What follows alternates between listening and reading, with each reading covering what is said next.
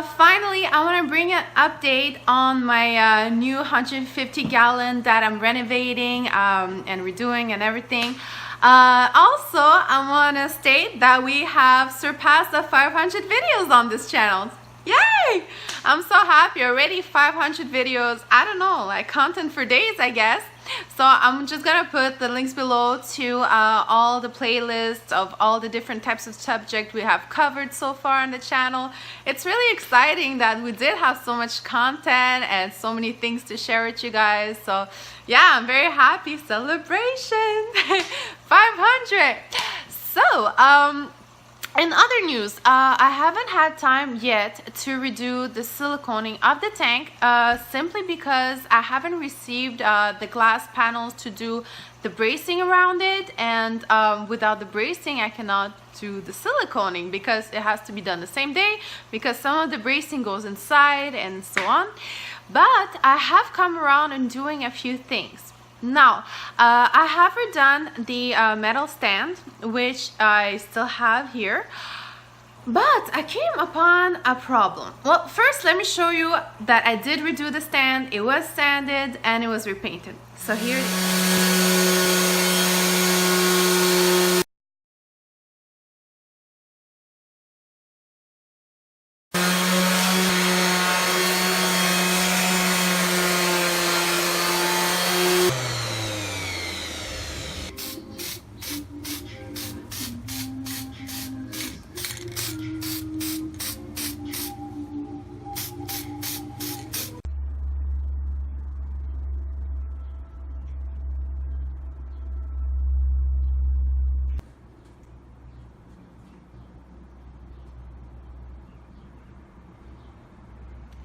So now that I have redone the stand, I realized that it won't fit where I want it to fit, and I don't actually want the stand that tall simply because the tank, which is behind me, I don't want the window to be completely cluttered with the tank. So I have to have something lowered to the ground in order for me to put this tank in the spot that I want it. Now the spot that I want it is right behind me. See, it goes from these tanks to that tank. So I have exactly 6 feet, but the tank is 5 feet, so I can access all of the things and the electricity behind here. So I had to invent a stand. Yes, I have not yet acquired the powers of welding, though I am seriously thinking of becoming a welder, at least to build my own metal stands, because I don't trust wooden stands. I prefer metal, like real steel, but I haven't acquired those powers yet, so please bear with me.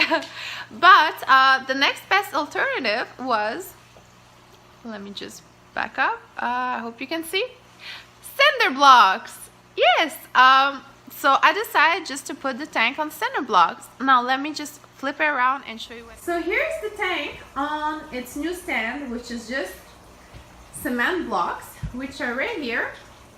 I got 4 in the front, 4 in the back. Excuse her, that was my dog chewing. And they have been leveled with big shims underneath. And just to protect the floor, I always put a piece of plywood underneath. So you see how it's done? Just in case you want to do the same stand or not. they're like that, and the shim, just because the floor wasn't leveled, is in between here. Never shims between the glass and the stand. That will crack your glass. So next, on top of that, we have the first layer of plywood and a styrofoam mat. So that has been leveled, and everything is in place now for the tank to fit in. By the way, I'm just testing out backgrounds in the back. I think I want something lighter for this tank, but we're not there yet to putting a background because I need to redo completely all the silicone inside and add a lot of bracing. Now I will put that in the next video once I'm bracing it, because it's a little bit specific just because of how this tank was made, that I need to do extra careful things with it and extra brace it. Now we already have the pump that I bought from my aquaponics setup. Well, that was very efficient. My pump is an avalanche pump.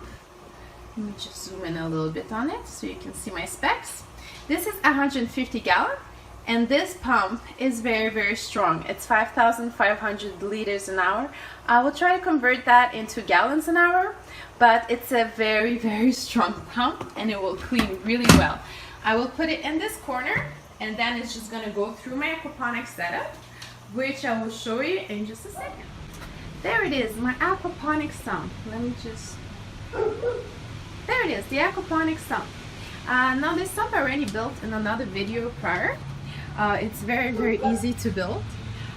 In this one I added the feature of adding a little thing like that to prevent the biomedia and stuff from going into my pipes. And I just drilled the hole exactly the same size as the pipe. See, so there's no need for glue, it just fits right in, and it's a soft plastic planter, so it's very easy to fit in the PVC into it. Now we have 3 regular outtakes and 1 backup one, and from here we have the intake.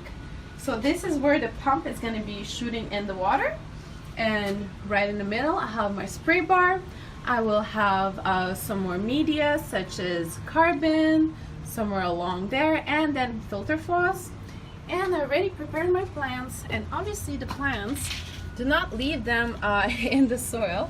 Put them in to a more rocky substrate. You can use biomedia to plant them, but here I just use regular rocks to plant them in. So this is what the sump actually looks like from the outside, but the only things that you really see will be the intake pump and the 3 outtakes right here, all 3. And all 3 have the grill to prevent things from going in. Just some cement glue on it, and then you're ready to go. So that will be my filtration for my 150 gallon. Also, for the lighting, I have used the light called MICMOL, the 48 to 60 inch fixture. Now it's probably gonna be in reverse here, but it's the MICMOL, and this you get it off Amazon Canada. I am not sponsored, by the way, by this light, but I just find it really, really good, and I hope it's not gonna illuminate you too bright. But you have on the 48 inch structure, the freshwater one, 4 of those really nice multicolored light things. I hope you can see, maybe like that you'll see it better. It's very hard for me to hold on the camera and try to show you, but it's really, really, really nice light. Oh, actually in the reflection you can see exactly what I'm talking about at the bottom. A lot of spectrum of light is going into it, and it's very good for growing plants. I've already tested it in previous clients, and it looks really nice on the tank. It also brightens up a room very nicely. So if you don't want to get too expensive LEDs, this one is about $350 for the structure. So there you go, a cheaper alternative. You don't always need to go with radions or aqualuminas like I have here. You can just save some money, and especially in this one, the only plants that are going to be are the sump plants, because the fish I'm putting into it are these guys, and these guys absolutely just eat anything that's plant. As you can see, all the plants that are inside are fake, but they're covered in algae, so that kind of makes it a little bit better. But anything oaro or vieja just devours plants, even floating plants, everything. So it'll be pretty much the same setup as here with plants in the sump. So what do you think, guys? So guys, let me know what you think about my new setup that's being created at the moment. If you have any tips and tricks for me to make it better, let me know. I'm up for any advice.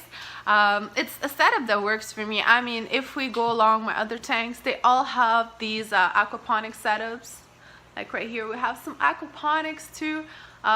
Most of my tank have that, and I rarely have nitrates. I rarely have like ammonia in my tanks, and it's pretty clean. I'm sorry if I'm turning blue here, it's just because of the lights. Here too you see another aquaponics sump, and the water comes out really, really nicely also. So there you go. Aquaponics to go. Really, like with anything that's like cichlids or fish that eat plants, and you still need the power of the plants to clean up your water, just put them in your aquaponic sumps. Like, that's the way to go, you know. this video, not that I want to leave you high and dry on your 500th video with me, I will show you what's going on with my Gymnogeophagus female that just had her fry. I'll give you just a little bit of background because she had her fry a couple of days ago, and I did record a few videos that I will insert right after this one. At first you see a lot of fry, but with any egg layers you will see like a decrease in fry after a couple days, and that's purely normal. It's just what happens with egg layers. They have like 100 fry and then it goes down to maybe 30, but that's normal and not to worry. Just keep on feeding them some live food and you will have some survivors. Even if you have 10 survivors with egg layers, it's a pretty successful batch. All right, let me flip it around and show you. So she's currently holding them in her mouth, but you will see a few that are wiggling around her. Those are my little survivors. We started with a lot more fry, but right now, as time goes, only the strong ones are making it. And what happens with egg layers is that they need a lot of live food to sustain themselves, and in aquariums it's very hard for them to find enough live food. I didn't have even time to hatch enough for them, so I'm currently using this First Bites. I'm also using my own frozen fish food, which seems to be okay. They seem to be surviving well on that. But since it's my first batch with this rare Geophagus, we'll see how it goes. It's still like in testing. I'm sure it's not her last batch that she'll have for me, so for now I'm just seeing what these fry are gonna accept, and if we don't have enough left for this batch, next time we're gonna just hatch some infusoria. We're just gonna hatch some brine shrimp, but if they do survive on some frozen food and some crushed flakes, then we're all good, you know. But yeah, for now they're okay. They seem to be doing well, and it's super important for you to leave the parent with the fry. Like any cichlid that like to take care of their fry, what's crucial is because when they do eat, like she's doing right now, they actually expel particles of food through their gills, and that teaches the fry to eat those particles. So they're kind of feeding them by chewing off some food and processing through their gills. So super important to leave the parents. I'm not very good on like stripping the fry or separating them from the parents just because you're scared that they're gonna eat the fry. If they eat them, then maybe it was not a good batch. If they eat them, maybe they're still practicing on being good parents, or they're just not good parents. But if they have good instincts, they're more successful at keeping those fry alive than you will be on your own. So trust the fish to do their job. Alright, so I'm just gonna zoom a little bit more to show you the little babies in here. They're really cute and adorable. We had like about 100 a few days ago, but it's not to be taken personal or a sad thing. It's what happens, and you know, you breed fish and you learn how to breed them along the way. Some work, some don't. I know for betta fish you absolutely have to hatch some brine shrimp and infusoria, but for most cichlids it's not as crucial. It's just water chemistry. This tank is purely run on RO water, so absolutely have good water, have good substrate, because they're very sensitive, these fish, to any bad water chemistry. And keep your nitrates low, obviously. So water change quite often with some good water source. Dechlorinate as much as possible if you don't have RO water, and yeah, you'll have maybe a successful batch. Alright guys, thank you so much for following me all these years. Thank you so much for commenting. Don't forget to like and subscribe if you're not part of AquaZone yet, and hit the bell button to get all my latest notifications. Alright, I love y'all. Bye.